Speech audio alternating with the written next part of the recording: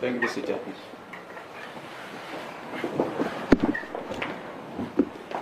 Good morning, colleagues, and thank you.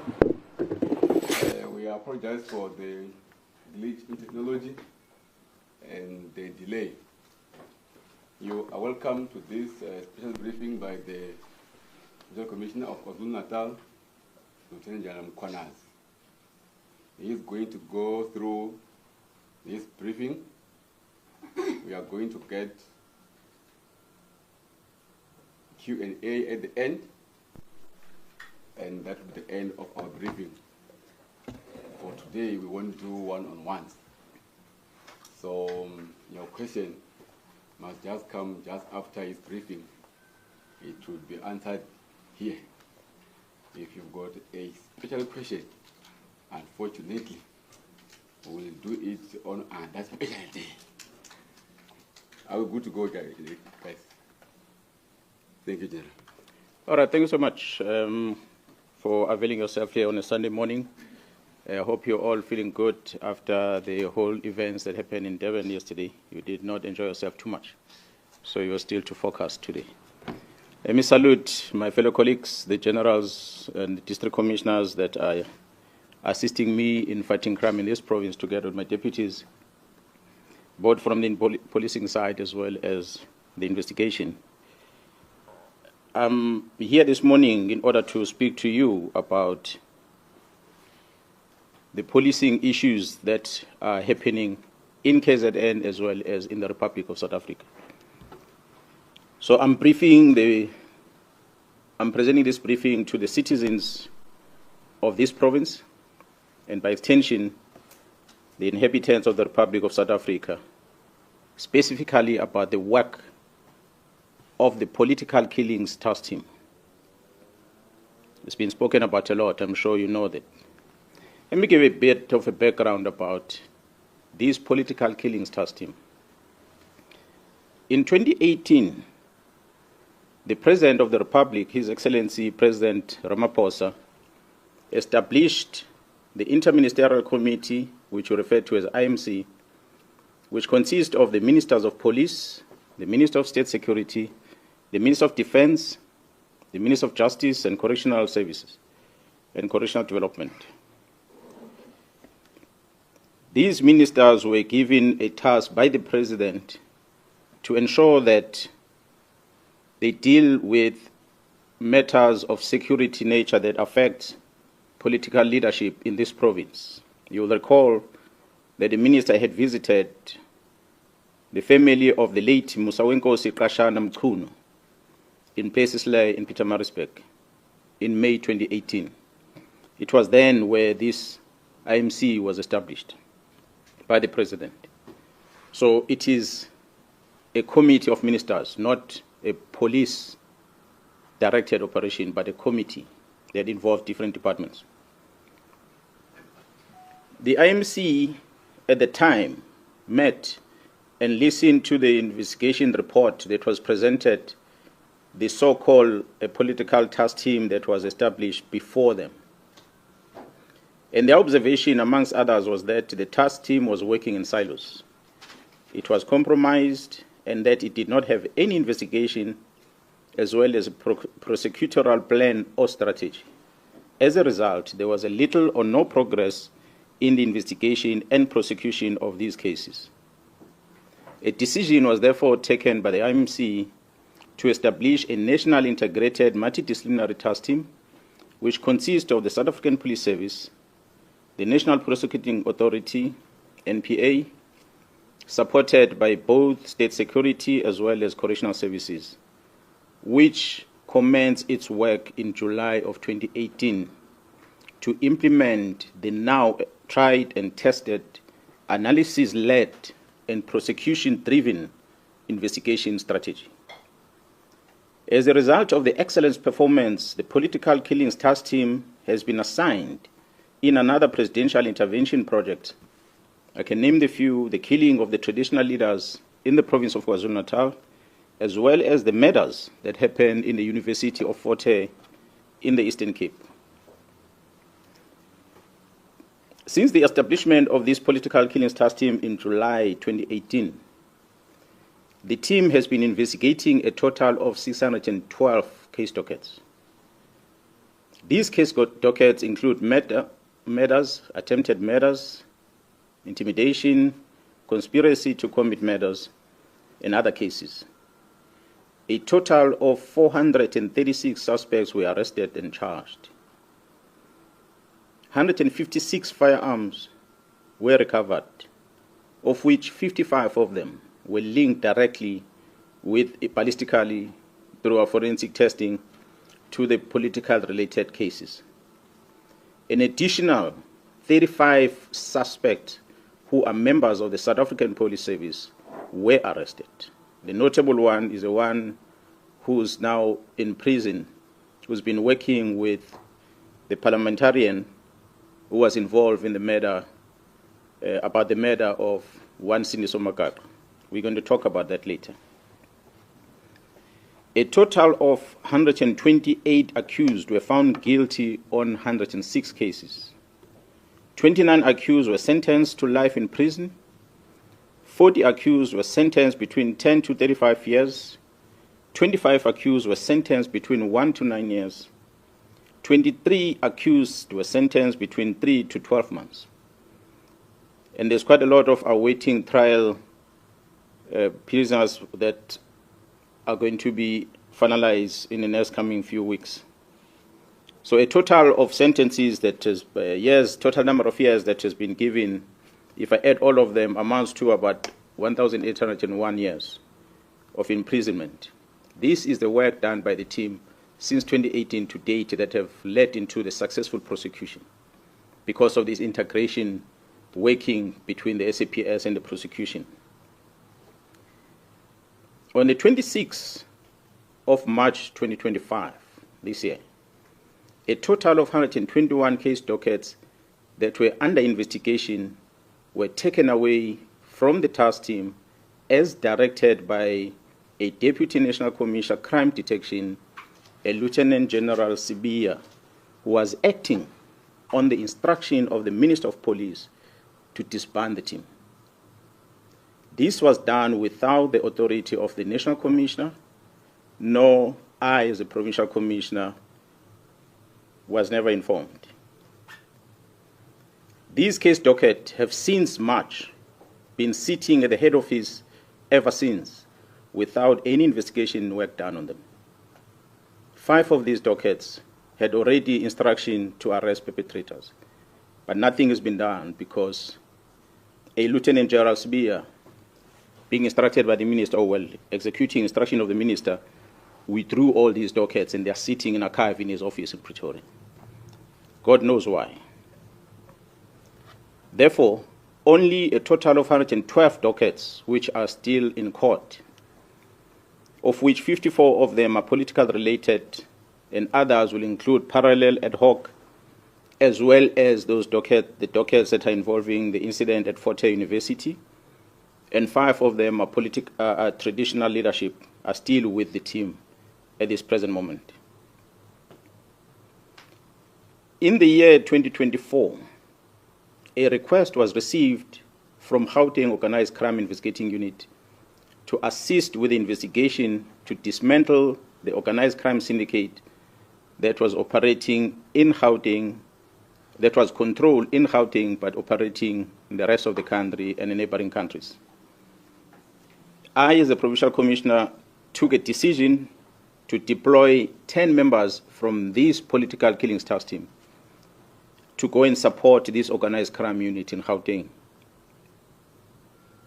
I can tell South Africans that this decision was a cause for the disbandment letter of this team because they overstepped their mandate of only focusing in KZN. They went to support Gauteng organized crime unit with the dismantling of a criminal syndicate.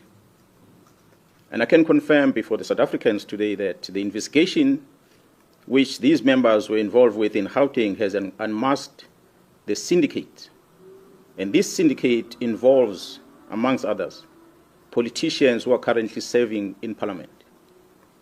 The law enforcement officers include the members of the South African Police Service, the Metro Police, and correctional services. They include prosecutors in Gauteng province, the Judiciary, and all these are controlled by the drug cartel as well as business people in that province of Gauteng. This act, of course, undermines the criminal justice system in this country. Mr. Brown Mogotsi sends a WhatsApp message to myself, Lieutenant General Mkhwanazi, regarding the allegation on the defeating the ends of justice matters which were widely publicized, which involves an incident that happened at the correctional service at Mpangeni in KwaZulu-Natal. Mr. Brown sends this message in September last year, long before the news came out in public about the incident that happened at Mpangeni. He sends this message. In this message that he sends to the Provincial Commissioner, he attaches a police letter and he attaches a copy of the occurrence book, a register that is used at the police station that's supposed to only be accessed by police officers. But Mr. Brown, who's not a police officer, attaches those in his message and he sends it to the Provincial Commission. His word says there is a plot to charge you. Mr. Brown Mogotsi also sends a screenshot of a presentation that was made on the 30th of September 2024, a presentation that was titled 2024-2025 Division Crime Intelligence Policies. He sends this to myself, Lieutenant General Mkhwanazi, as a Provincial Commissioner in KwaZulu-Natal. Surely this must have been a classified information where crime intelligence are presenting their policies. But this man has access to that, and he's not a policeman. When asked to share the copy of this presentation through that WhatsApp communication, he responded by saying, General Khan will brief you next week. There's only one General Khan in the South African Police Service, so is one Lieutenant General Sibiya in the South African Police Service. I've never heard of any other lieutenant generals in any other way in the security cluster in the country with the very same names. So I assume these are the colleagues that I know very well. He further wrote on the very same WhatsApp message. He said that, I quote, the minister is briefed. He has just arrived in Lusikisiki, end quote. You will recall, colleagues, that we had an incident in Lusikisiki, a mass murder that happened there. And the Minister of Police had gone visiting the families and that crime scene. So after this communication, the Provincial Commissioner called the Chief of Staff, Mr. Nkabinde, the Chief of Staff of the Minister of Police, and asked the Chief of Staff, who is this Brown Mogotsi? This Brown Mogotsi seems to be traveling with the minister to Lusikisiki. Who is he? Because I've never heard of him. The response from the Chief of Staff was that Mr. Brown Mogotsi is an associate of the minister, but is not employed in a department. That's when I got a confirmation about Mr. Brown Mogotsi. And I asked the Chief of Staff to send the phone number of this Brown Mogotsi, of which he did. It is that number that made me to confirm that indeed the person who's sending me WhatsApp messages is the same person that is called Brown Mogotsi and is from Northwest. On the 5th of March 2025, the South African Police appeared before the Portfolio Committee in Parliament. A presentation was made to this Portfolio Committee by the Provincial Commission of KwaZulu-Natal, which included the allegations of an associate of the Minister of Police, Mr. Brown Mogotsi. The minister denied on record. Go and Google a visual presentation to the Portfolio Committee on the 5th of March this year, towards the end of that briefing, where the Minister of Police responded and he said he does not know this Mr. Brown Mokhotsi. He said that in Parliament. However, the Minister confirmed that he knows this Mr. Brown Mokhotsi during the telephone conversation that he had, which was posted on X under the a handler at Load Care. This was on the 30th of March, where he confirmed that this was his comrade from Northwest. The conversation between the minister and that lady is available. You can go on X and find it on the 30th. If it has been removed from that account, as we finish this briefing, I'll share that with you. The evidence has been found in the cell phone of Mr. Vusimus, also known as Cat Matlala, which shows the communication between Mr. Brown Mokhotsi and the Minister of Police, Mr. Senzo Mchunu. As I said, this was the beginning of the closure of the political task team. I've tried to outline some sequence of events. I had said the team left for Gauteng to go and assist organized crime in Gauteng. There was a shooting incident that had occurred in April 2024, where Mr. Swart, a QTech employee, was fatally shot while entering the company premises. QTech has been a long-standing service provider to Transnet. Shortly after the incident, 3 suspects, including a warrant officer, a South African Police Service warrant officer, a detective Tau Pule, were arrested in Johannesburg. During the arrest, weapons that were used in this murder, which was an AK-47 and a pistol, along with cell phones, were confiscated. I must applaud the team in Gauteng who had effected this arrest before the arrival of the team in KZN. It is the challenges that this investigating team of Gauteng encountered that led into the invitation to the KwaZulu-Natal police to go and assist. The KwaZulu-Natal political killings task team arrival, they took these weapons and they went and tested them. So they conducted a ballistic test in order to check whether these firearms were linked with that murder and many other murders perhaps that will have occurred in the country. Maybe let me pause on that one and come back into what had happened prior to us receiving the results from the task team, ballistic test result. On the 6th of December 2024, the task team visited the premises of the 2 of the high-profile syndicate, of which one, Mr. Katiso Molefe, was arrested for the murder of Mr. Swart of QTech. During that arrest, an unusual activities were observed whilst the team were busy with the operation. These activities included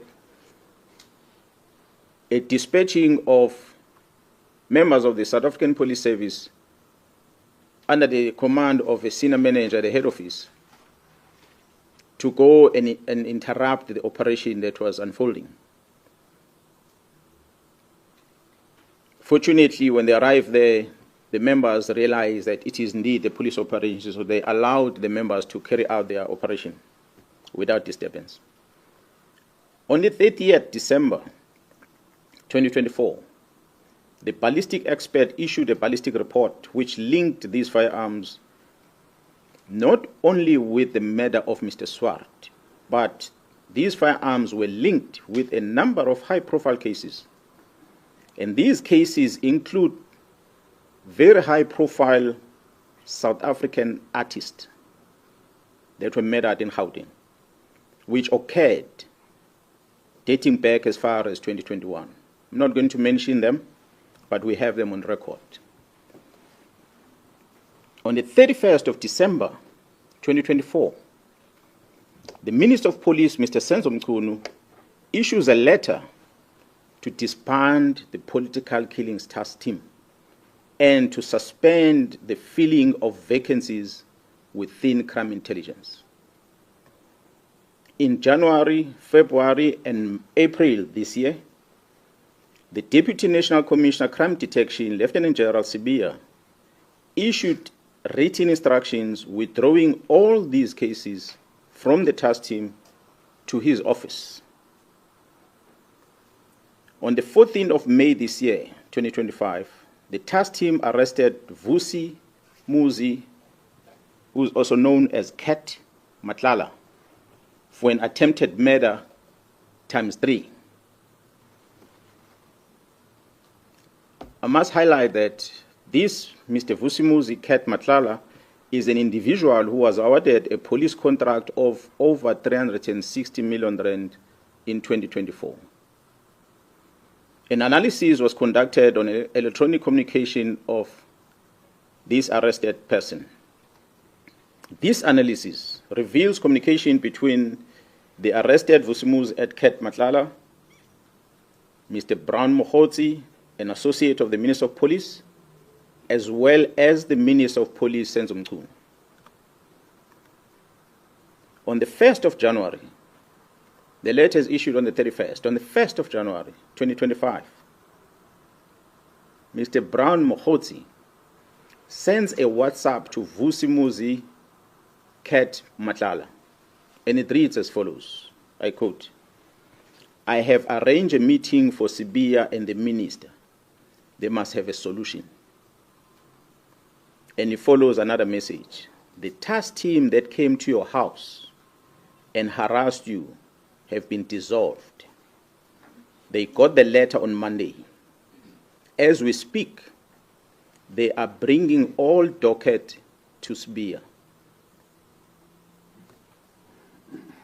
This letter is issued on the 31st of December 2024. This communication is on the very next day, the 1st of January 2025, where it says the dockets have been called and have been sent to Sibiya. Yes, we know the dockets only were sent to Sibiya in March this year. Further analysis of the chats indicates that Vusi Muzi Cat Matlala is financially supporting the Minister of Police and Mr. Brown Mohotsi's political endeavors. This is supported by the evidence of conversation and the proof of payments of guests for January 8 traveling cost and the Ghana dinner in Cape Town, which was done in 2025. The proof of payment, we have it. As I said, we're going to share with you where Mr. Matlala is sending this proof of payment to Mr. Brown Mohotsi. On the 2nd of January 2025, at about 10:05 in the morning, Vusi Muzi Cat Matlala receives a copy of the letter of the disbandment of the political killings task team from Mr. Brown Mohotsi, who is an associate with the Minister of Police. I pause to remind you that this is the very same Brown Mohotsi that the Minister of Police had denied in Parliament and later confirmed to be his comrade but not involved with police matters. But he's sending this communication. That's what we have discovered through the investigation. On the 14th of January 2025, Mr. Brown communicates with Mr. Vusi Muzi Cat Matlala as follows, I quote, "Sure, don't forget to work on your invoices." On the 15th January, Mr. Vusi Muzi Cat Matlala responds with a screenshot of an invoice that he has submitted to the South African Police Service, which I guess was due for payment on his contract. On the 26th of January 2025, Mr. Brown Mohotsi sent a message to the Minister of Police, Senzo Mchunu, which reads as follows, I quote, "The guy of the funding in bracket 20 is also in Joburg from Tuesday. He is the one I said has a 3 billion contract with SAPS." Close quote. Open quote, again another message. "I am also meeting with the DNC and the COS today." Now, in the abbreviation, the DNC in the South African Police Service is referred to as the Deputy National Commissioner, and the COS will be, in this regard, the Chief of Staff. He says, "I'm also meeting with the DNC and Chief of Staff today in Durban for finalization of Khumalo and General Mkwanazi's matter. Close quote. Another message reads, DNC is waiting for the Chief of Staff here. This is very significant. Close quote. This is extracted from the communication of the arrested person. So we ask ourselves a question. Is there a theory of conspiracy targeting senior officers involving the Minister of Police in this country? On the 31st of December, we have seen Mr. Brian Mokhotsi sending the following message to the Minister of Police, which reads, Minister, I'm going to get the case number and the judgment for you. Now we got something proven by the court. This is a matter now which either Sibia or the minister can charge Khumalo and apply Rule 9 of the disciplinary regulations of the South African Police Service. It took the Constitutional Court to release a man who was sentenced to life imprisonment through a forced Section 204 confession. Imagine, Comrade Senzo, after 30 years of democracy, having this kind of policing. The good thing now is that these are not allegations, but a court judgment. This is extracted from a conversation that Mr. Brian Mokhotsi is sending to the Minister of Police. On the 13th of May this year, the contract of Vusumuzi Ket Matlala was cancelled by the National Commissioner of the South African Police Service. On the 14th of May this year, Vusumuzi Ket Matlala sent a message to Brian Mokhotsi, which reads, I quote, Morning, just to let you know that my contract was cancelled yesterday, and I see you've been ignoring me and promising me things that never happened. Luckily, took screenshots of every conversation just in case something like this might happen. I'm taking all this to media and some to court on Friday when I do the interdict. Close quote.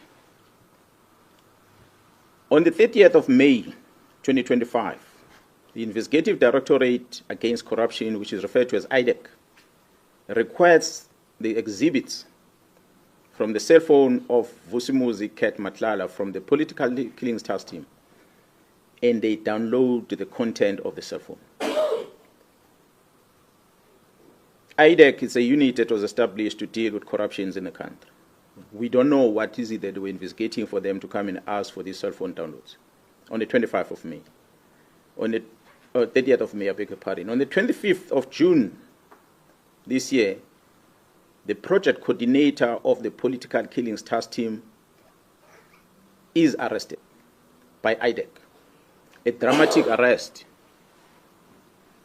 A dramatic arrest.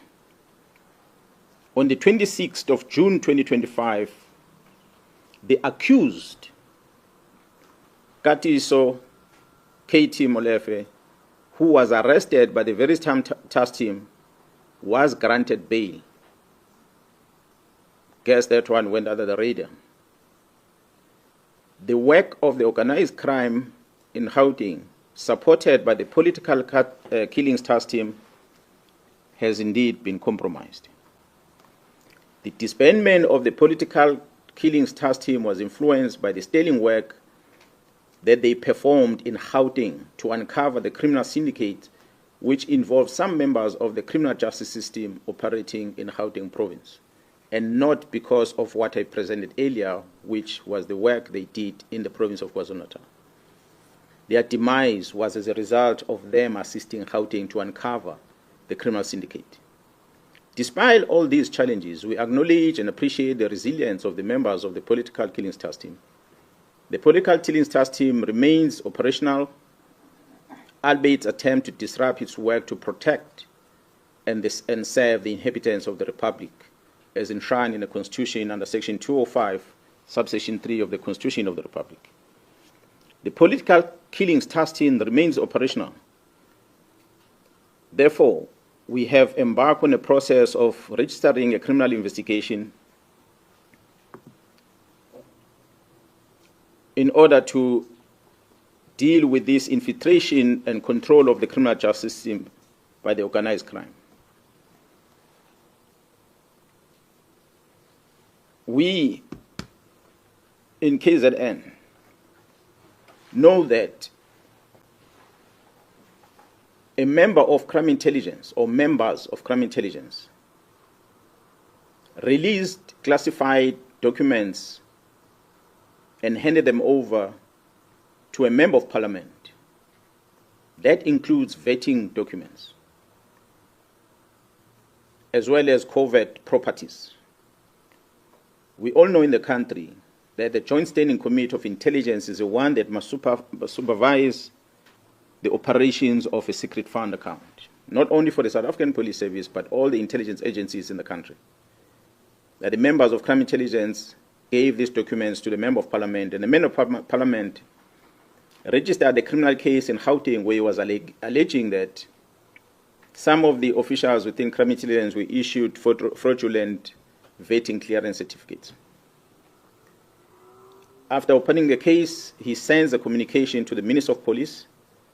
He asks the Minister of Police to take these dockets and assign them to someone else. The Minister of Police Chief of Staff, Mr. Nkabinde, wrote a letter to the head of the NPA newly established unit, which is referred to as IDEC, Investigating Directorate Against Corruption, to investigate these cases. These are allegations of a manipulation of a vetting process, not a state capture, not corruption. But IDEC receives this communication from the Minister of Police to take these dockets, and IDEC does exactly that. They go and take these dockets and they investigate them.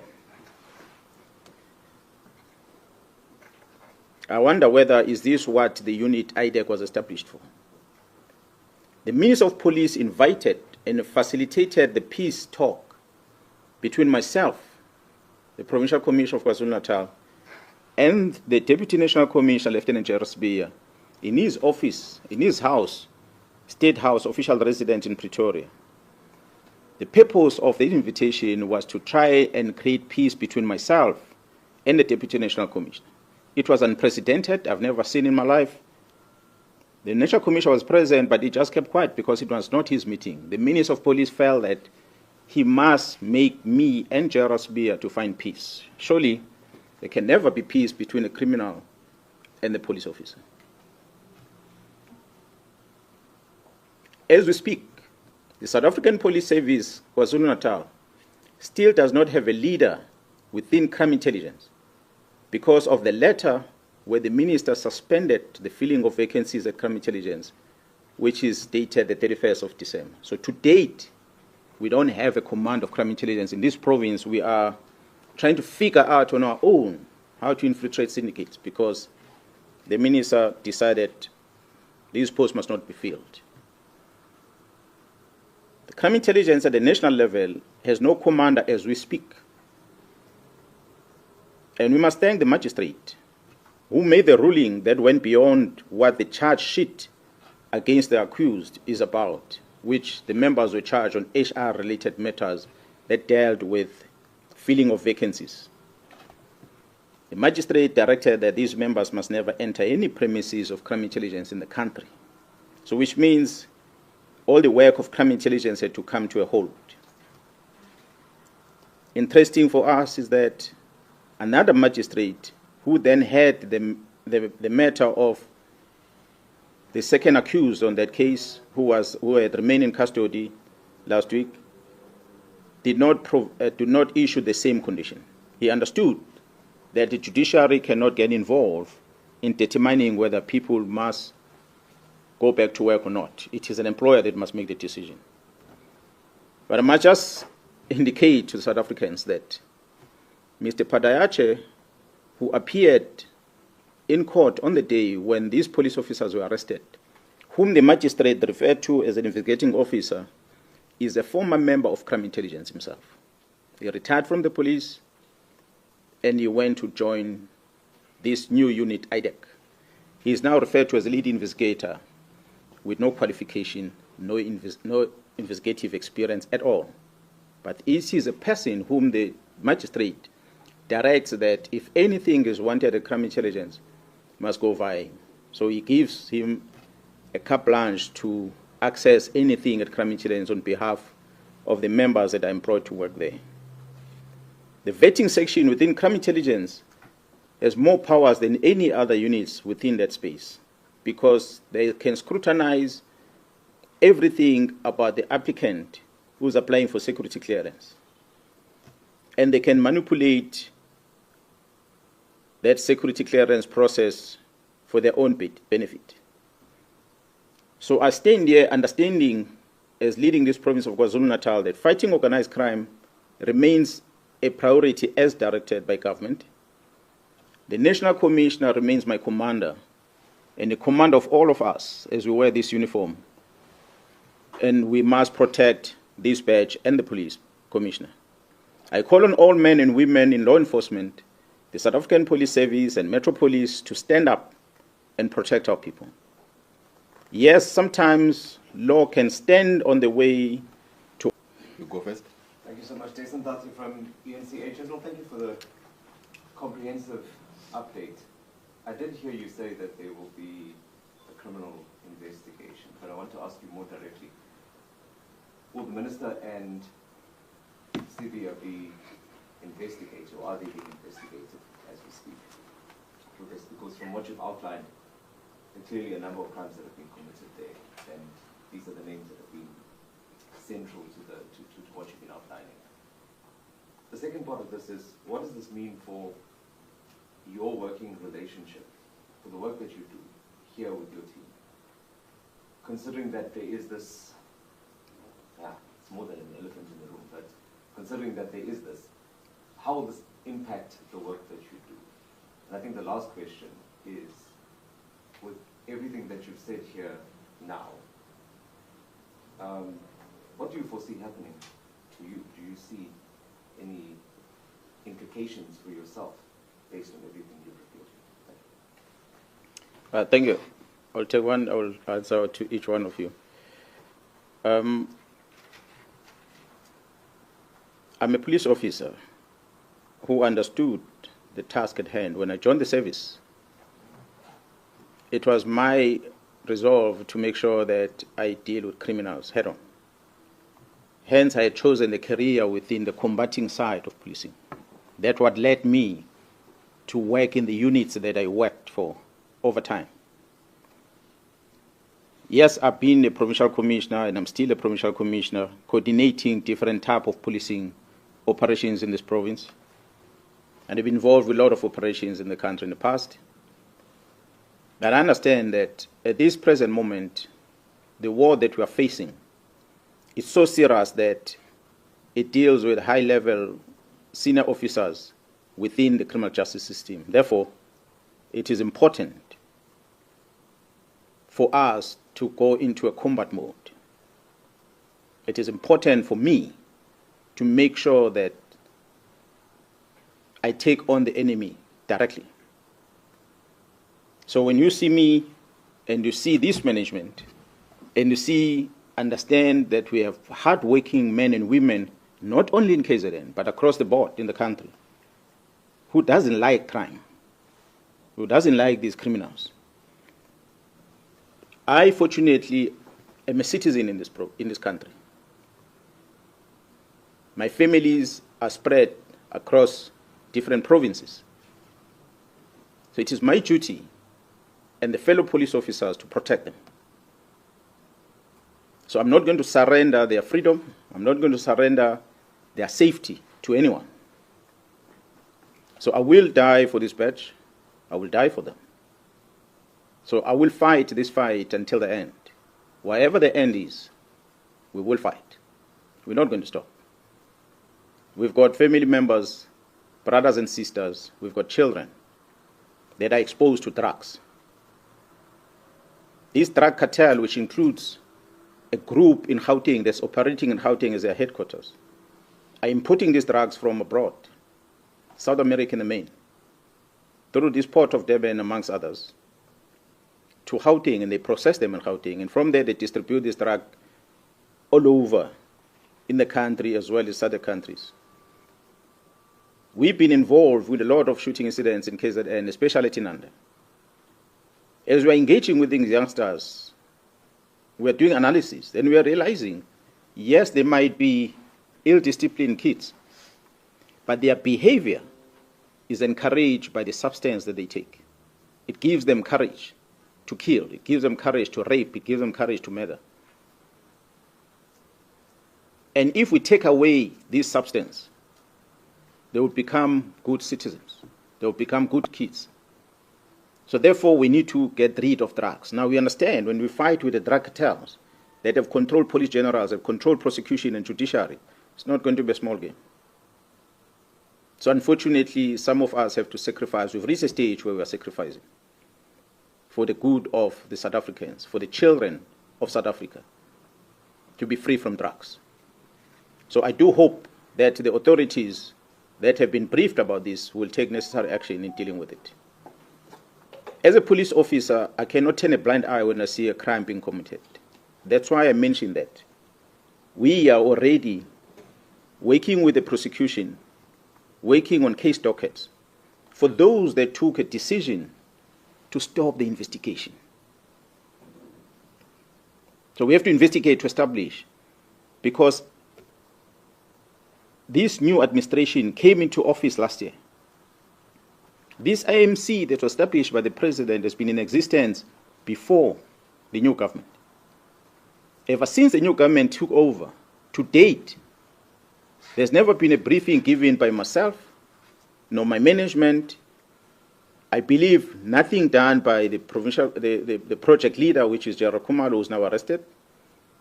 I cannot talk much about my boss, but us, as people who are running on the ground, we have never given a presentation to the Minister of Police about the work, the successes that I presented of this political killing task team in this province. So for a decision to disband it, we are 100% sure after evidence collected that is informed by the work that they were doing in Gauteng, which the work they did in Gauteng was affecting the people that are closer to the people that are closer to our executive authority. So our investigation is going to be that wide. We're going to uncover anyone had a role to play. There are people that refer to themselves as whistleblowers. The strategy that is being used is to make sure that they taint the image of a person in a public space. They talk bad about you in a public space. For a member of parliament to come and talk about the procurement of facilities of crime intelligence, which is a covert thing, which is something that should not be in a public space, is not been questioned by anyone. The person who's accused understands that he cannot speak in public about it because it's a covert thing. If he speaks public about it, he's going to be facing a criminal offense himself. Now they're exploiting that gap, that we know this person can't speak, so let's speak and make him look bad. He can only speak behind closed doors in parliament, but he can't speak to the public. Push the man until he reaches the end, and he's going to expose the issues of national security of this country, simply because there are people with evil intentions who are pushing him to get to that stage, using the state apparatus to execute the mandate. So we have to investigate in order to be able to remove the cancer. That's where we're going to go. I hope I answered all your questions. What the implications for you from this point? Yeah, what I said when I started, that I've decided to take this fight head on. So the least that can ever happen to me is to someone to come and attack me, or somebody to issue an instruction that Jerome Corners must be fired from the police, or suspended, or arrested for that matter. What I know, what I like about KwaZulu-Natal, especially in South Africa at large, that we've got very dedicated people out there, from the law enforcement as well as private sector, especially the security companies, that we are running the streets with them on a daily basis, who understand that there's a rot in this organization, who understand these problems that you're talking about, and they're not going to sit back and allow this thing to continue. So I'm inviting all of them. I'm inviting the citizens to stand up and protect these men and women who are standing for the truth in this organization. They must protect them. Whether I'm there or not there, fight must go on. We must protect this country against crime. It's all what we can do. So whatever happens to me happens. I'll take it, whatever happens, happens. If it's prison, it will be prison. It's already on communication planned by Mohotsi, the DNC, and the Chief of Staff that they must deal with my matters. Whatever matters comes, they will come. But what we must not surrender is this country and our children to be controlled by drug syndicates. And that's what is currently happening. Yes, sir. Who's next? Next one. This was the last one. Clive. Yes, thanks, sir. My name is Clive from the Witness. My first question is really around clarity. You talk about evidence collected.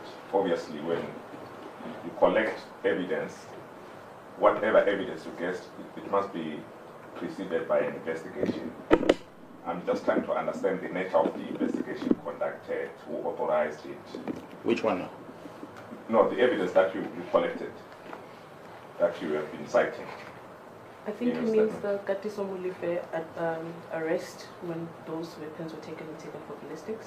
Is that what you're referring to? No, my understanding is that there is pieces of evidence that confirms kind of a conspiracy theory against you, and you are citing pieces of evidence. I'm just saying, did you do it yourself, the collecting of this evidence? Oh, okay. Yes. I've said, if maybe you didn't catch this thing, so when I was talking, you were typing. That's why I didn't get some of the things. No, I was typing much. The team of Gauteng Organized Crime Unit been investigating a murder case of Mr. Swart. And they came across problem. I'm not going to elaborate what the problems are, which made them realize that they need support from elsewhere outside Gauteng. Because there are some senior officers that are in close communication with their targets. Hence, they came to me, and I dispatched the team to go and assist them. In that investigation the team were doing in Gauteng, under the leadership of Jaro Khumalo, who's now arrested, uncovered a lot of things. It led to the arrest of one of the drug lords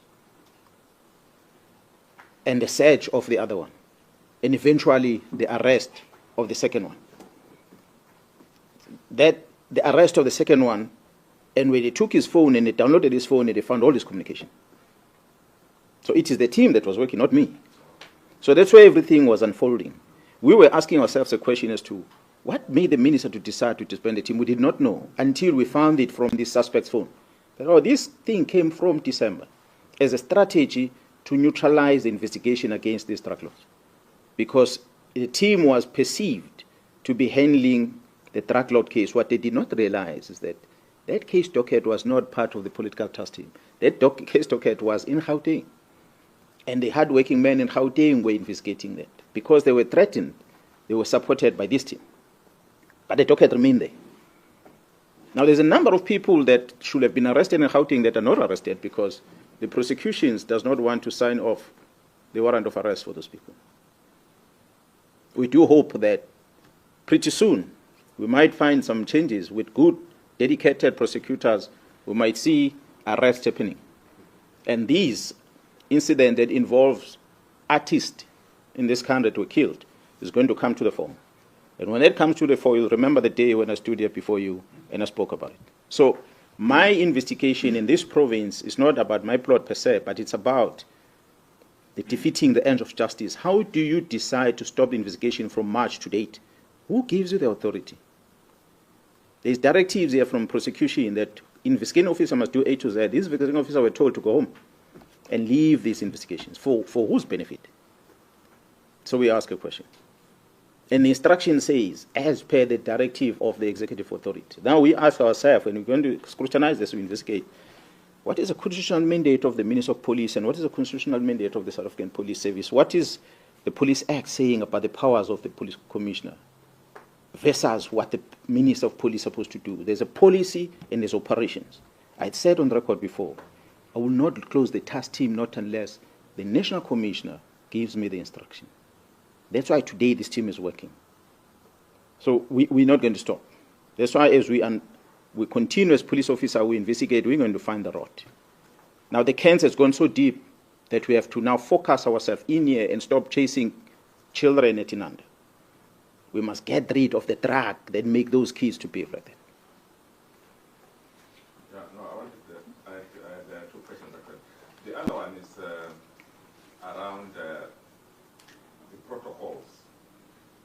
Parliament, there are strict protocols, particularly within the police, that stipulates that if you have a grievance like the one that you have in now, these are processes that you should follow. So I just wanted to find out whether did you escalate the matter maybe up to the president, and also before you came out of course in public now. And also I just want to check, there are 11 district commissioners here. Are they in support of the stance that you have adopted? Yes. Yeah, well, I think the latter part, here the district commissioners, maybe they can answer themselves if you directed questions to them, but they are here because they've been briefed about this, what we are doing. You correctly said we have got chain of command, and I've said before, the National Commissioner, Jarama Simula, is my commander, and nobody else.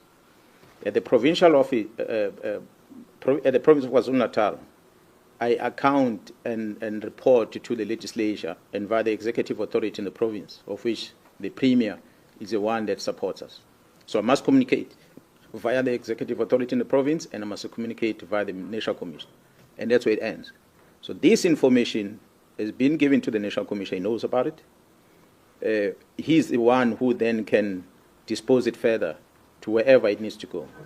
I had requested the portfolio committee chairperson to make sure that he invites me to attend the portfolio committee because I was not initially supposed to be part of it in March 2025.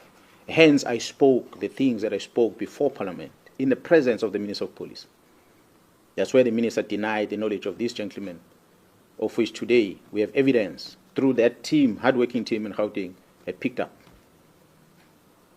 That's why I want to emphasize that this whole cracking of or investigation of the syndicate was not started by the KZN police, was started by the Gauteng members. But because they came under difficulty, they called for support. So we went there to support our colleagues. I salute those members because they don't sleep at home. Some of them have not been at home for a year because they are wanted. These are Gauteng members, it's not here. Yes, we talk about crime being coordinated in Gauteng province, but there are members in Gauteng, both SAPS, Prosecution and Judiciary, who are against what is happening. But because these syndicates are able to control those in power, it makes the investigation not to continue in Gauteng. That is our problem. Unfortunately, the operations of the justice system, we cannot take a case that incident happened in Gauteng and investigate it in KZN. It has to be done there. Decision to prosecute must be happen there. The judiciary that preside over it must happen in the same place. So if those people responsible are controlled by the syndicate, then the case is going to fall flat. Yes, no Africa, no. PC, I just wanted clarification on whether, because you're saying that the national commander is who you report to, did he give you the go-ahead to continue with the political task team? Because you're telling us that the work continued. Did you get the go-ahead from him to continue with it, even though there was a decision that was made from above? And then I just wanted clarity on when you mentioned the arrest of the murder of Swart. You mentioned that the weapons that were found there, the ballistics, when they came back, they were linking to several crimes, including, you said, artists, music artists. Did you mean Johannesburg and Durban, or were you saying it as a general statement? Maybe the second question, the firearms were linked with the murders of artists in the main. Those artists were killed in Gauteng, which dates back to 2021. I'm not saying which type of artist, but the South African prominent artists that were murders, their case has not been resolved to date. At least in KZN, we've made an arrest that is known in public about the murder of AKA and his friend. But in Gauteng, we haven't had much. We now know there is firearms linked with murders of some of those artists. So, but the decision must now be taken that these people must be prosecuted because they are now known. Who are the suspects that are involved? The first part of your question, I'm not sure if I remember very well now everything that you've asked on it. With regard to the political task team. The minister issues a letter on the 31st. The National Commission is on leave. National Commission comes back from leave. He's concerned about this directive of the minister because it's got criminal in it. that you don't stop a criminal investigation. Even the National Commissioner himself can't tell a constable to stop an investigation. So who is then the minister can say that? And the Deputy National Commissioner will then issue these directives. The National Commissioner signs a letter, a call-up instruction, to continue deploying this task team to work. He authorized it in black and white, and he even put budget on it. So the team has been working ever since under the authority of the National Commission. The National Commission has never disbanded the team. That's why I said he never issued instruction of withdrawing of case dockets. Hence the investigation, because we now have to establish who then does this. So surely if the National Commission doesn't toe the line, he must go himself, most likely. Wonder why we had some things on the news last weekend. Because then if he goes, they take over and everything can be controlled. Last one. Okay, SABC. Both of you. Okay. There is, yes. Sir, yes. Just for clarity's sake, we have the case that's looking into the drug syndicate in Gauteng. You also talk about looking into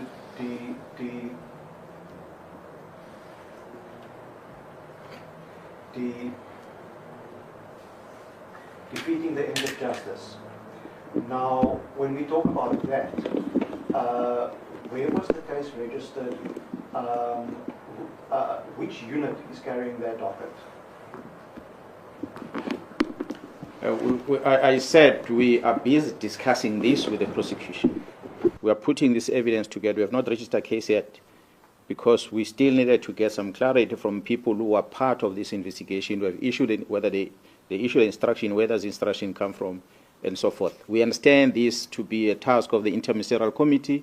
Then we'll expect the ministers of these departments to also assist us to tell us whether, as the committee, did they issue this instruction that authorize the disbandment of the team, and so forth. So once we compile all those things and then the prosecutors are happy with it, then we'll register the docket, then we can be able to take it to court and be able to hear what could have been the reasons behind. Nimpo, last one. From SABC. Just a couple of questions, PC. You mentioned that Brown reports from the Northwest. Does he enjoy the support of the Minister of Police? And you keep on mentioning the Minister of Police in all your investigations. Are you insinuating that the Minister is involved or is linked in criminal elements that you have been mentioning?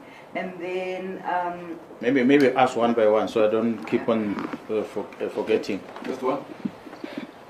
No. Let me answer these ones. Then she can ask another one. The Minister of Police, through the communication that we received, first he writes a letter, he disbands the team. In the same letter, he stops the filling of vacancies. We are 7 months down the line without a command of crime intelligence. We don't know the reason.